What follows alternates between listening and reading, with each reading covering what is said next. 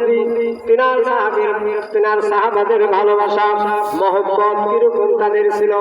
হযরতে উসমান রাদিয়াল্লাহু তাআলা আনহু তিনি এত বড় দানবীর দানশীল এবং ধনাঢ্য সাহাবী ছিলেন। তিনি রাসূল করিম সাল্লাল্লাহু আলাইহি ওয়াসাল্লামের নাম শোনা মাত্র আর নাম নিয়ে যত ভিক্ষুক তারপরে যাচনাকারী ফকির মিসকিন আছে তিনারা গিয়ে যদি হুজুর আকরাম সাল্লাল্লাহু আলাইহি ওয়াসাল্লামের নাম বলতো হযরত উসমান রাদিয়াল্লাহু তাআলা আনহু সাথে সাথে তিনার ধন ভান্ডার থেকে অসংখ্য ধন সম্পদগুলি দান করে দিতে জুড়ে কর সুবহানাল্লাহ।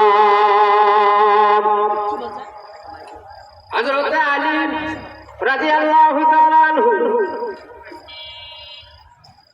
এক সময় রমজান মাসে একজন মহিলা মানুষ তার কন্যা সন্তান ছোট মেয়ে সন্তানটিকে নিয়ে হুজুর আকরাম সাল্লাল্লাহু আলাইহি ওয়াসাল্লামের দরবারে এসে উপস্থিত হলেন।